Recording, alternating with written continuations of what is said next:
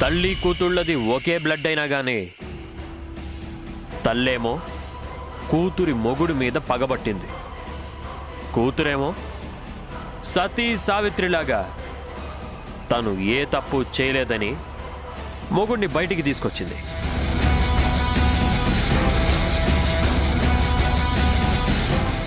ఎంతైనా నా పెళ్ళాం కదా, నా పెళ్ళాం గ్రేట్. ఈ రాయుడు భార్య శివాని గ్రేట్.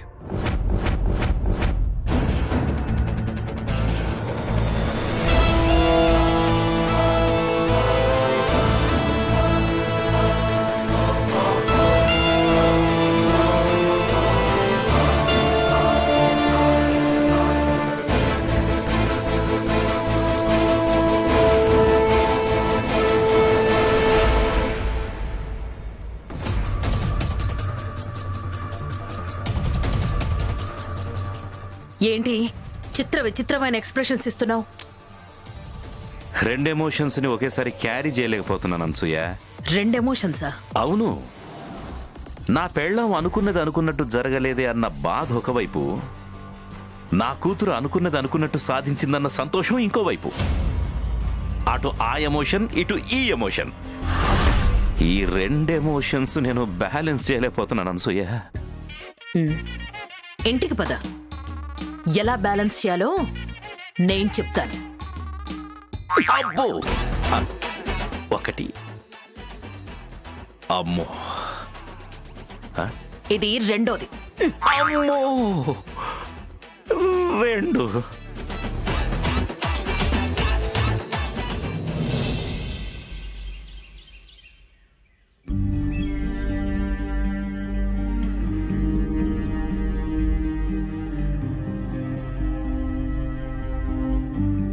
వదన్ గారు తీసుకోండి.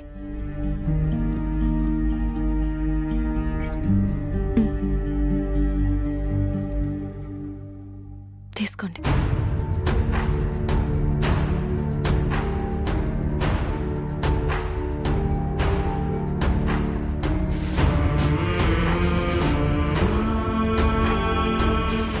ఏంటి అందరూ అలా ఉన్నారు? ఇంకా దాని గురించి ఆలోచిస్తున్నారా? ప్రాబ్లం సాల్వ్ అయింది కదా?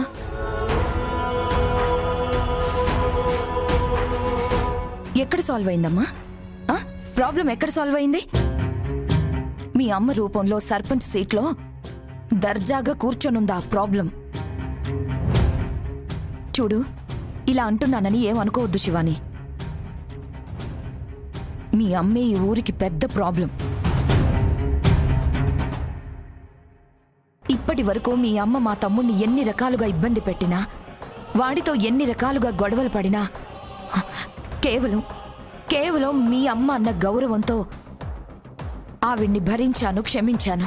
కానీ మా పెద్దనాన్న ఎంతో ప్రేమగా కట్టుకున్న ఈ ఇంటిని కూలగొట్టాలని చూడడం మాత్రం నేను భరించలేను. నా తమ్ముణ్ణి జైల్లో పెట్టించాలని చూసినందుకు మాత్రం ఆవిడ్ని క్షమించలేను.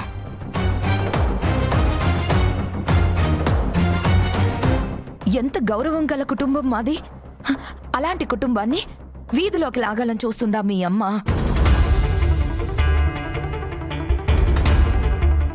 అల్లుడి మీద ఎంత కోపం ఉంటే మాత్రం ఇంత దారుణంగా ప్రవర్తిస్తుందా మీ అమ్మ?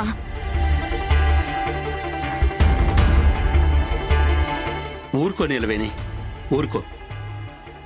జరిగిందేదో జరిగిపోయింది కదా, వదిలే. ఎలా వదిలేయమంటావు నాన్న? ఎలా వదిలేయమంటావు? ఇన్ని రోజుల పాటు నా తమ్ముడు ఈ ఇంటి గురించి పడిన క్షోభని ఎలా వదిలేయమంటావు? ఒక రోజంతా నా తమ్ముడు పోలీస్ స్టేషన్లో గడిపొచ్చాడన్న బాధని ఎలా వదిలేయమంటావు నాన్న?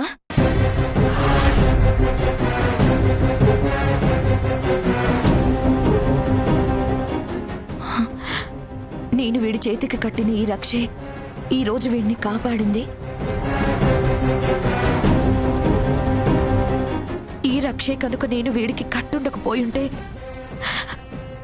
పరిస్థితి ఏంటి? ఆ అనసూయమ్మ వీడిని జైల్లో పెట్టించేది,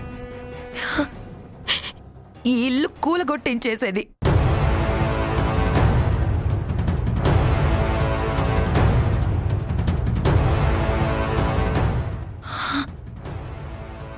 చూడు శివాని, అమ్మ ఎవరికైనా అమ్మే. అమ్మ గురించి ఎవరైనా ఇలా మాట్లాడుతుంటే వినడానికి బాధగానే ఉంటుంది. మీ అమ్మ గురించి మేమిలా మాట్లాడుతున్నందుకు నీకు బాధగానే ఉంటుంది. మమ్మల్ని మీ అమ్మ ఎంత బాధ పెడితే మేమిలా మాట్లాడుతున్నామో ఒక్కసారి ఆలోచించు. నా గుండెల్లో ఎంత బాధ ఉంటే నేను ఇలా మాట్లాడాల్సి వస్తుందో ఒక్కసారి ఆలోచించు.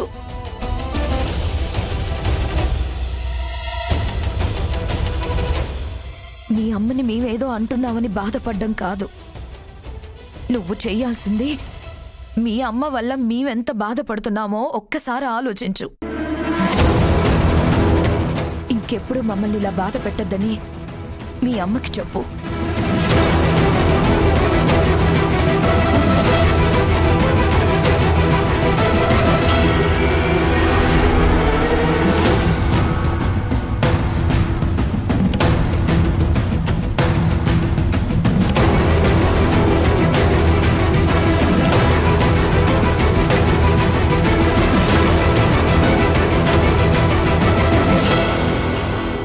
పంచాయతీ స్థలాన్ని మా మామగారు కబ్జా చేసి ఇల్లు కట్టారని చెప్పి ఆ ఇంటిని కూలగొట్టడానికి ఆర్డర్స్ తీసుకొచ్చావు కదా నువ్వు. మా దగ్గర ఉన్న రికార్డ్స్ ఆయన కబ్జా చేసినట్లే చెప్తున్నాయి. కానీ మా మావయ్య గారు రాసిన వీలునామా నిజం చెప్తుంది.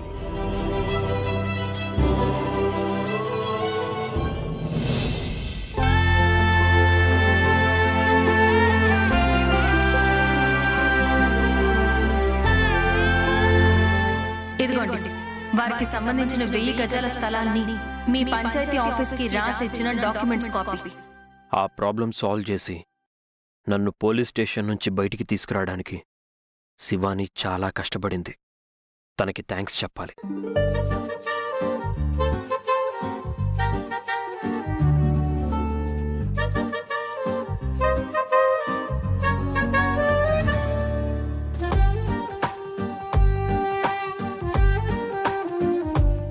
శివాని, ఏంటి? అది అది ఏది? ఏం లేదు. హలో, ఏదో చెప్పడానికి వచ్చి చెప్పకుండా వెళ్ళిపోతున్నావేంటి? చెప్పాల్సిన అవసరం లేదేమో అనిపించింది. అదేంటో చెప్తేనే కదా చెప్పాల్సిన అవసరం ఉందో లేదో తెలిసేది. విషయం ఏంటో చెప్పు.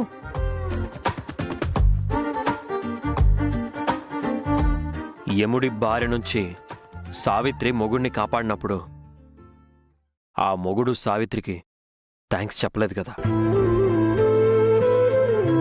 అంటే మొగుడు పెళ్ళాల మధ్య థ్యాంక్స్ చెప్పుకోవాల్సిన అవసరం లేదనే కదా అర్థం. ఓహో, తమరు నాకు థ్యాంక్స్ చెప్పడానికి వచ్చి చెప్పాల్సిన అవసరం లేదని అర్థమై వెనక్కి వెళ్ళిపోతున్నారా? చెప్పమంటే చెప్తాను. అడిగి థ్యాంక్స్ చెప్పించుకోవాల్సిన అవసరం మాకు లేదులేండి. సరే, అడగకుండానే చెప్తాను. థ్యాంక్స్. ఇప్పుడు తమరు నాకు థ్యాంక్స్ చెప్పారా? అవును. థ్యాంక్స్ చెప్పినట్లేదు, థ్యాంక్స్ ముష్టి వేసినట్టుంది.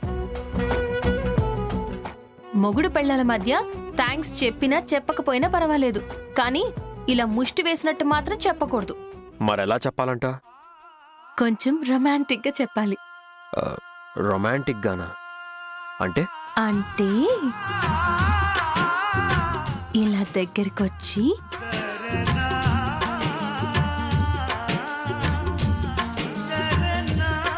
ఇలా చేతులు పట్టుకుని ఇలా రొమాంటిక్ గా చూస్తూ నీ నీలి కన్నుల్లోని ఆకాశమే ఇలా దగ్గరికి తీసుకుని అల్లేసింది నన్నే,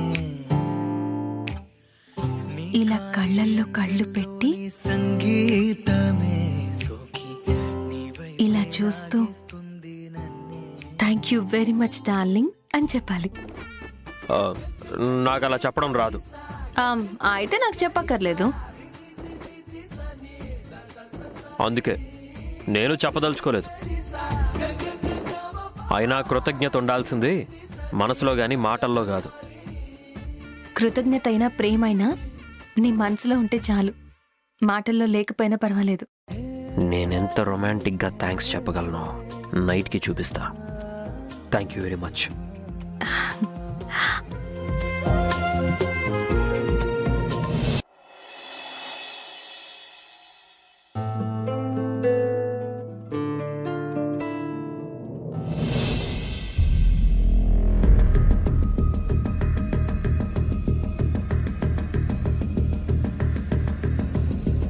అరే, కరెంట్ పోయిందే.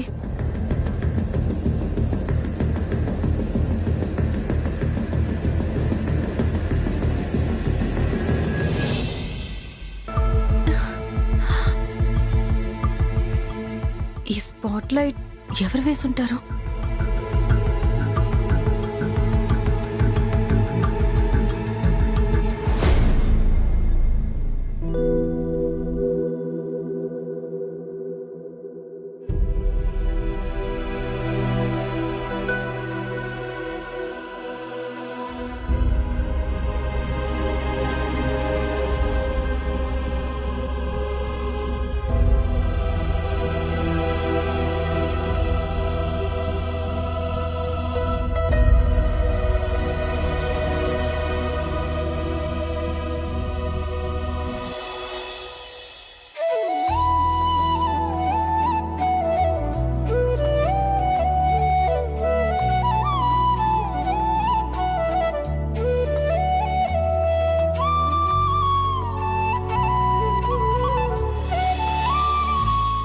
ఏంటి హీరో గారు ఇంత సర్ప్రైజ్ ఇచ్చారు?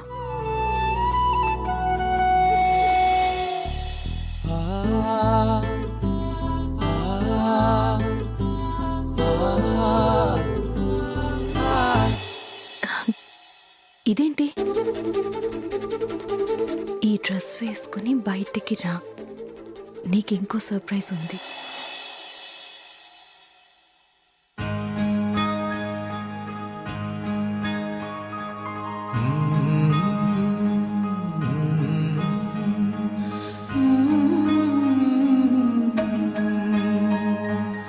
ఈ దారి ఎక్కడికి తీసుకెళ్తుందో?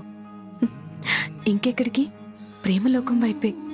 ఖచ్చితంగా నా హీరో ఇవాళ ఐ లవ్ యూ చెప్తాడు.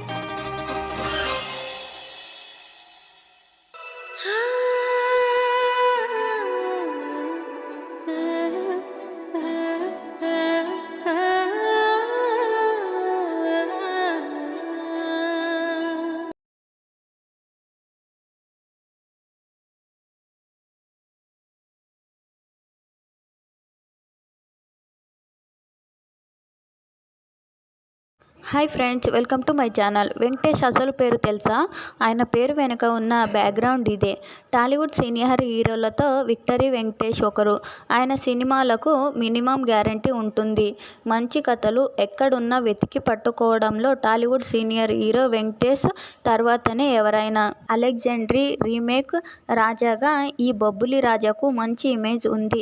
ఎన్నో రీమేక్లను తెలుగులో అనువదించిన మంచి సక్సెస్ను సాధించాడు. గత ఏడాది వెంకటేష్ థియేటర్లో కాకుండా నారప్ప, దృశ్యం 2 సినిమాలతో ప్రేక్షకులను పలకరించారు. ఈ 2 చిత్రాలు వేరే భాషల్లో హిట్టైన సినిమాలు కావడం విశేషం.